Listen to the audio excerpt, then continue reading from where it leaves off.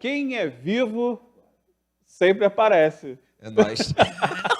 É Pastor nóis. Tiago, Tamo olha, aí, ó. minha mãe já estava perguntando, cadê Beijo. Pastor Tiago? Beijo. Dona Léo, tá aqui, pronto. Tamo aqui, fechado. Apareceu, né? Eu acho que foi Vou embora, não? foi a chefe Carole que te catou Rapaz, ali. falou que tinha doce, mas não fizeram doce, cara. Pô, os caras falaram, não, vai ter um Fizemos uma chefe pegadinha aqui. com o Pastor Tiago aqui. Pô, Falou, ó, cara. vai ter o chefe Carole lá, vai ter doce, aí ele veio. Caramba, a tristeza. Amigo, que bom que na você cara, voltou. velho. Tamo junto, mano. Voltastes em um momento importante. Rapaz, tu viu, pauleira? É, Foi rapaz. comida, foi pensamento filosófico, logosófico. Hoje aqui. a gente falou de tudo. Começamos a falar de Rapaz. idoso, política para idoso, falamos de comida. Não, de e como a gente não tem pauta, eu falei assim, vou falar o quê? É, Qual que é a sobrou- pergunta que vai sair? Qual Não a pergunta que vai sobrou sair? mais nada, quer Qual a dizer, pergunta que vai sair? teoricamente não tinha sobrado nada, né? Uhum. Mas eu vou aproveitar aqui, né? Eu estava até conversando aqui mais ou menos com o pastor Tiago sobre isso, né? A Uhum. gente na Igreja Católica começa, né? Já começamos no último domingo, já começamos um novo período litúrgico, né? Na igreja, que é o chamado tempo comum, né? A gente sai das festividades, né? E datas específicas e entra nesse tempo comum. E aí, o Padre Gabriel estava lá brilhantemente, sempre como nas homilias dele, falando do objetivo desse tempo comum, né? Que é esse maturar de exemplos, maturar de ideias, é dar um tempo ao tempo, né? O que a gente sempre fala aqui. E o que você falasse a respeito dessa importância específica? Por que é necessário hoje, né, e muito mais hoje do que há algum tempo atrás, a gente ofertar ao nosso dia a dia um tempo de maturação de ideias, um tempo de maturação profissional? É por isso que a gente fala tanto que o estudante está sendo massacrado, o profissional está sendo massacrado, ninguém tem tempo para nada, o dia a dia corrido, né? E aí vem a igreja e fala, olha, não, você precisa desse tempo comum, você precisa se desapegar de todas essas preocupações para poder entender tudo isso. As pessoas estão deixando de dar tempo ao seu tempo? Falar em tempo é um troço. Oi, bom dia. Aqui, eu já estou começando já no embalo. Bom estar com vocês aqui de novo. Falar sobre tempo já é uma coisa que os gregos sabiam que não era uma coisa assim fácil de se falar. Tanto é que antes das mitologias dos deuses tinha os titãs.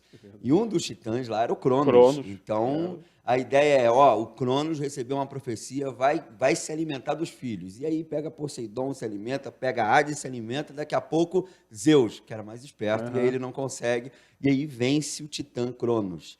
Por que Cronos? A gente fala de tempo, fala de Cronos. A gente tem uma relação muito fácil e muito tranquila de se entender o Cronos no nosso dia a dia. Cronômetro, cronologia, vem de Cronos. É a relação do tempo. E aí, eu vou te falar uma coisa, Anderson. Até eu mais acredito. de contar o tempo. Contar o tempo, exatamente. Quantificar o tempo. Eu não acredito, se você pegar, por exemplo, estudiosos como Werner Jäger, que fala da paideia, da mitologia grega, dos gregos, eu não acredito que a maioria dos gregos acreditassem na mitologia como instrumento religioso. Eles tinham aquilo ali como facilitador pedagógico, para entender assim, qual é a nossa relação com a vida. Então, vamos explicar sobre a relação com a inteligência.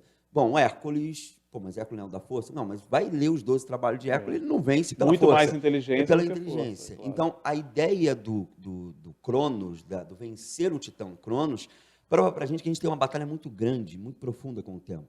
E aí, essa batalha muito profunda com o tempo, de tentar aprisioná-lo, a gente sempre perdeu e sempre vai perder. E vai perder para todos. Essa ideia de que a gente administra tempo, eu vou falar que foi talvez uma das grandes falcatruas humanas a gente criar para a gente dizer o seguinte, peraí, 2 horas, deixa eu segurar 2 horas aqui na mão. Você não segura. Não segura. Deixa 10 segundos. Não consegue segurar 10 segundos. Não consegue, não funciona.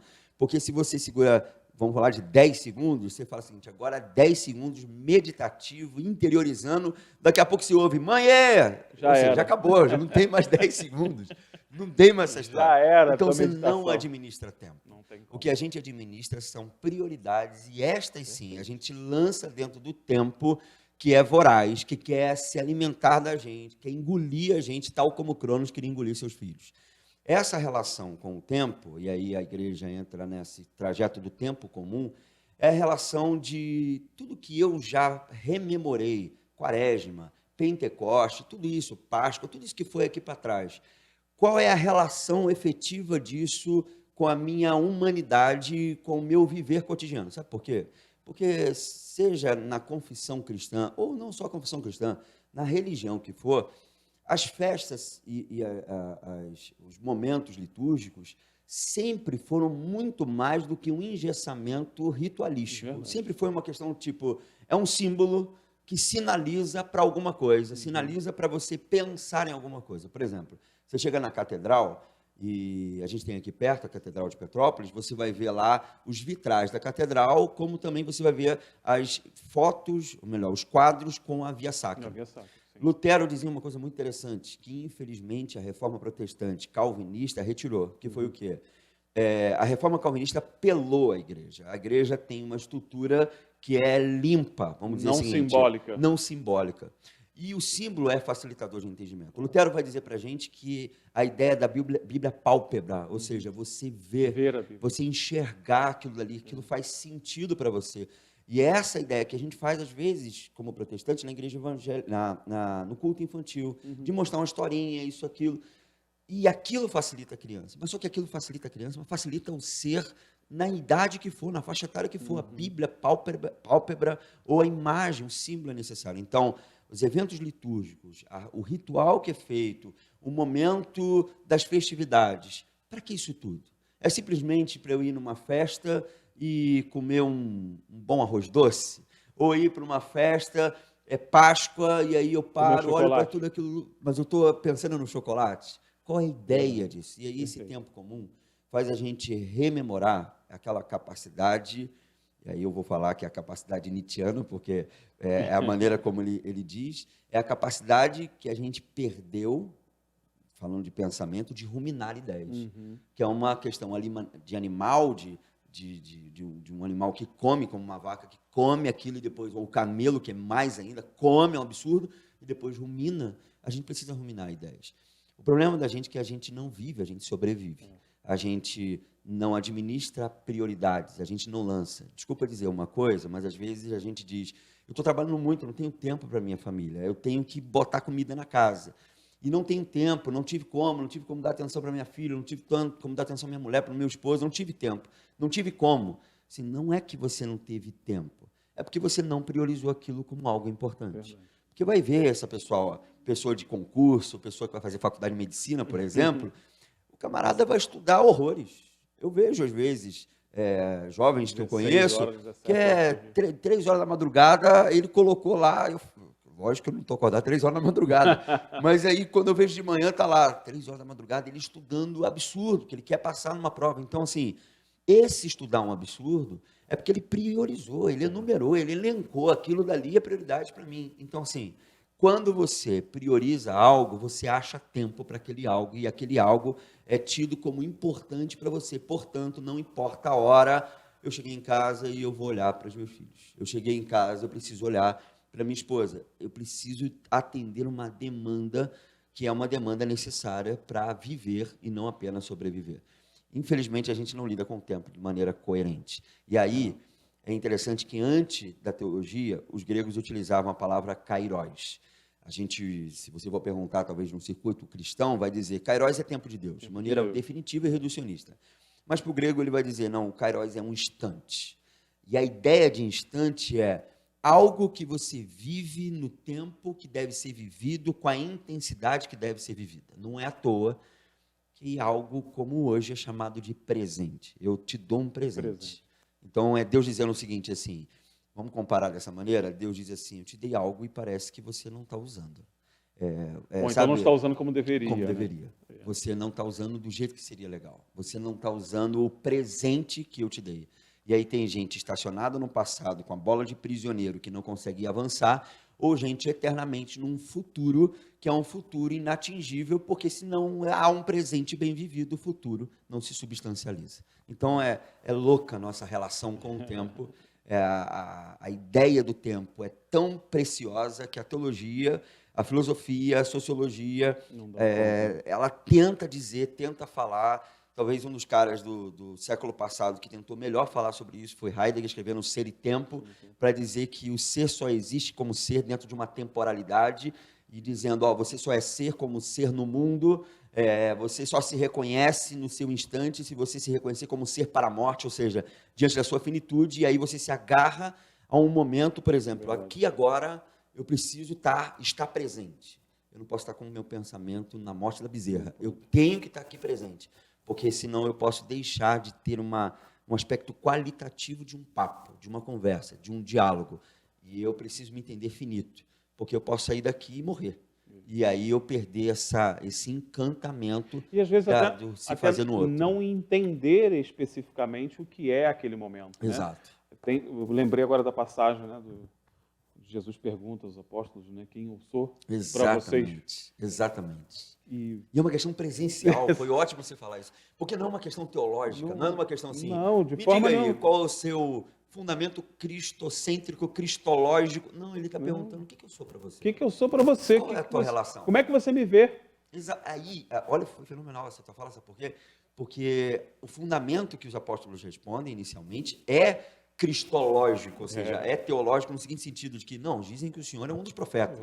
E aí você tenta se embrenhar pelo caminho de uma profecia para dizer, não, olha, dizem que o Senhor é Elias, o Senhor é Jeremias.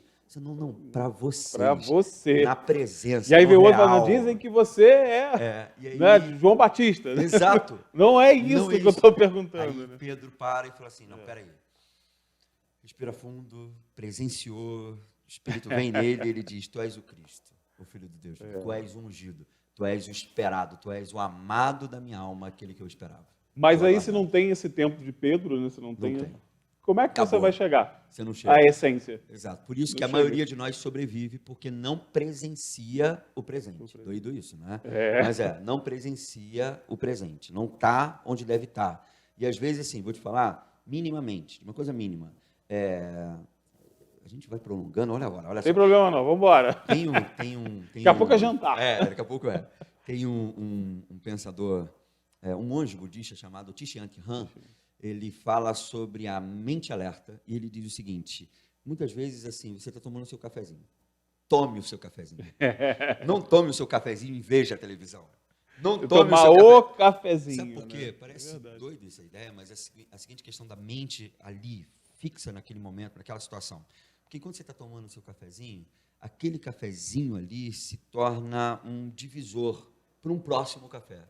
Peraí, esse café de amanhã, esse café de hoje foi melhor do que o de ontem, porque eu estava naquele momento, experimentando aquele momento, vivendo aquele momento.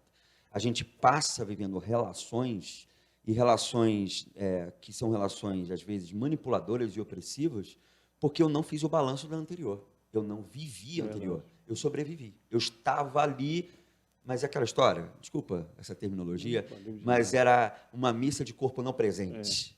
Sabe? Estava realizando, não tinha nenhum corpo ali, não tinha ninguém no rito. E às vezes a gente vive essa experiência de não estar presente onde deveria estar presente. Por isso, não há um divisor entre o passado e o que eu vivencio. E eu estou num eterno futuro que não acontecerá, e não é pessimismo, mas não acontecerá, porque o presente não é vivenciado da maneira cairológica, ou seja, num instante vivido com a intensidade que lhe é provocada. Vendo? Viva. Tome seu café. Isso aí. Larga as preocupações de lado e viva aquele momento ali. Para até você depois ter fundamentos, ferramentas para poder vivenciar suas dificuldades. Né? Viu? Exatamente. Voltou com tudo. Rapaz, embalado, 20 minutos. Quase que eu faço um apelo de sermão. Olha lá. Voltou com Imagina, tudo, meu. Amigo, obrigado pela tua participação mais uma vez. Sempre. Semana que vem estamos de volta, se Deus quiser. De volta aqui, rapaz, não tem essa história. Se Deus quiser, graças a Deus. Ele vai querer com certeza, né? Desejando a você uma excelente quinta-feira, mas excelente de verdade, não é aqueles excelentes que te dão aí todo dia, que é só para falar e para cumprir as normas protocolares. É um excelente mesmo, de verdade, que você consiga vencer os seus objetivos e amanhã esteja comigo, tá? Não tem essa não arruma desculpa não. Amanhã estamos juntos para a gente finalizar essa semana, ó, lá em cima, tá bom? Beijo grande e até a próxima. Jornal Diário na TV. Oferecimento Hospital São José. Tudo pela vida. E Naturgy. A SEG Rio mudou de nome. A SEG Rio agora é Naturgy.